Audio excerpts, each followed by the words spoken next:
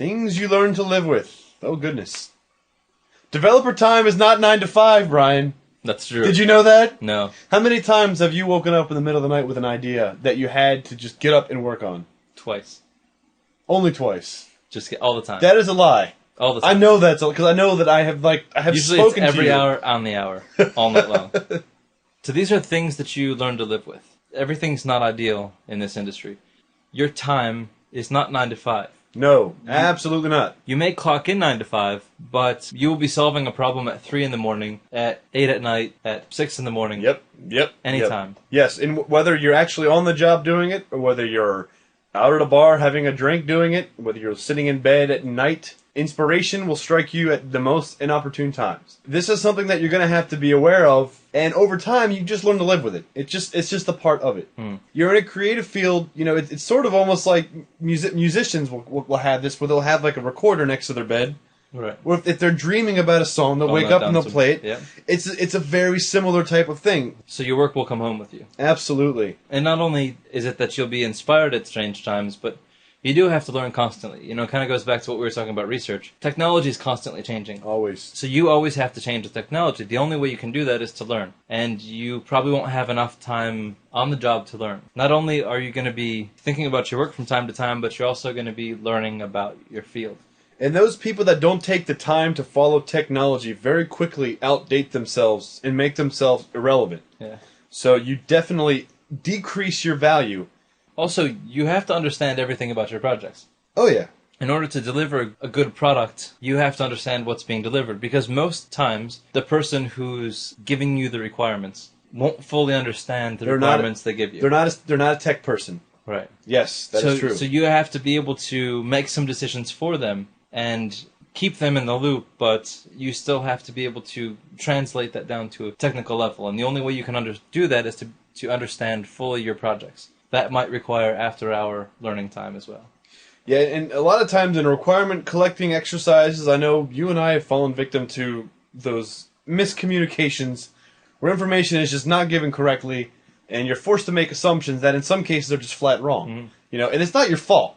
You know, you just made an assumption because information was not given to you, or information was actually given to you that was wrong, right? Which happens too.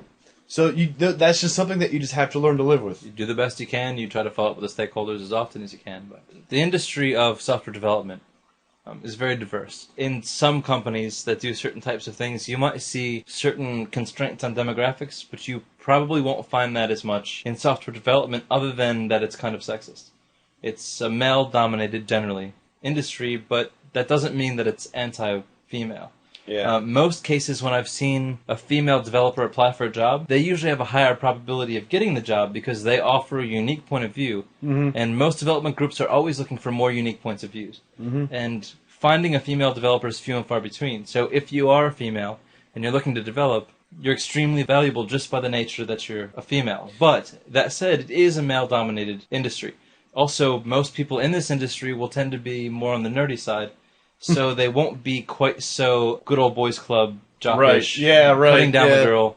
So you probably won't deal with a lot of sexual harassment. You probably won't deal with a lot of sexism, but it is a male-dominated industry. If anything, they don't know how to deal with females. Right. So you'll probably have more powerful over the groups because they'll just cower in fear that you're a female. Well, you know, this funny phenomenon you just mentioned, because I can recall, you know, you and I talked about this back in college, that you remember, like, the computer science, like, the introduction to computer science course? You know, maybe it was, like, I don't know, like, mostly guys, but a good portion of females. But as you went further along the curriculum, less girls, and to the point where we graduated, 0 girls. Right, and it's definitely not a matter of female competency. I think it may be more of what the expectations girls have. I think part of it also is that all technology tends to be geared towards guys. I mean, go to a game store. How many games that have cutting-edge graphics and cutting-edge technology are cutting-edge in ways to shoot somebody or to race a car? So they're definitely geared towards the male soldier, the male race car driver.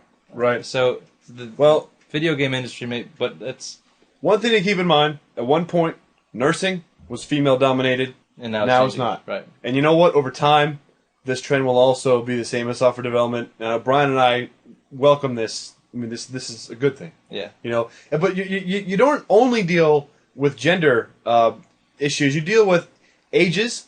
You deal with cultures. I mean, a lot of times... It's very culturally diverse, and it's very age diverse. The age diverse thing, it can be very frustrating, especially for the young guys and gals coming out with the most cutting-edge technology that they just came from training school or college with, where you got a chance to see all the great, amazing stuff that's out, and you get to toy with it, and then you go to a place that's a lot more conservative, where you have guys that are more set in their ways, they're a little bit older, they use older technology, they don't want to move forward, so that kind of thing gets frustrating. Right. A lot of places you'll run into older developers who won't even know what object-oriented programming is. Or will complete, like, for example... Or refuse to accept that it's of any value. Or refuse to accept the language as a legitimate language. That's true. Like some web guys will say Visual Basic is the language of the web. Right. But more and more that's changing. But maybe in 1994 or 93, when that was right. For 2 years. But that was right. But you know what? I'm sorry, dude. It's just not moving. The trend is not moving in that direction. So don't fight this because you will kill yourself. You will have scars in your face from banging your head up against the wall. So just embrace it. Try not to be confrontational and cause dividing lines within a department, but just try to embrace it. But also in companies where they have gone through some outsourcing, you are going to be probably working with people that are literally located in different countries. Mm-hmm. So not only are you going to be dealing with cultural differences within your organization, but you may be having to interact with people that the language that you speak is their second language. So, that's true. So there are going to be some language differences that you have to work through, and that requires patience and understanding. Right. Some other things you'll have to learn to live with is how to propose on new ideas without forcing them. This can kind of turn around and bite you if you don't accept this. I know Brian and I in our professional lives have seen this a lot, where managers tend to be very risk averse, and they don't want you and your hotshot ways to change what currently exists. Mm-hmm. They have their idea of what things are supposed to be like, and if you come in with a new idea, sometimes they just shoot you down. Yeah. And you need to be able to be emotionally strong enough to sit down with a manager or a senior engineer and have spent hours putting a proposal together and have them look you dead in the eye and say, no. The fact of the matter is, your idea went across, and maybe later on they will see that, oh, maybe this idea has value, and later on we'll come to it. And senior managers do not want to be undermined, but they should be. If you're right, they will eventually realize it. I know that we've seen this before. And the best way to be right, the best way in the world to be right, is to let someone else do it and fail. And I might be wrong about this, but I'm still okay with saying I told you so. Because otherwise... Make sure you document it, though. Make sure that you document it. Because people will take credit for your ideas. Oh, yeah. Yes. So, and magically, somebody will come up to you and explain something that you know for damn well sure that you explained to them 2 weeks ago. Like, didn't we just have a their meeting? Idea failed. We just had a meeting about this. I gave you a PowerPoint presentation in an email because that you didn't feel like this. reading the text paper.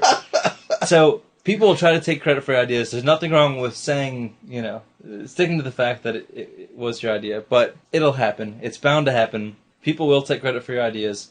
Learn to deal with it as best you can. I think this last point is one of the most important points that we came up with during this entire presentation. I agree. Not every day is a victory.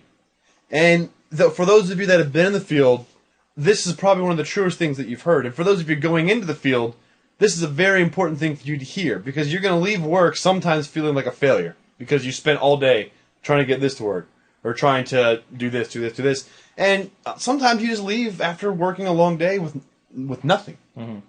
And I don't want to say that more often than not that happens, but it does happen a fair amount of times. Yeah. And sometimes you just have to walk away from something. You come back the next day with a fresh pair of eyes, and it's plainly obvious. You solve it, you move on. Yeah, so that is don't true. kill yourself. Just walk away, relax. Don't worry so much about it. Stress will prevent you from being able to access a lot of your brain. Yeah.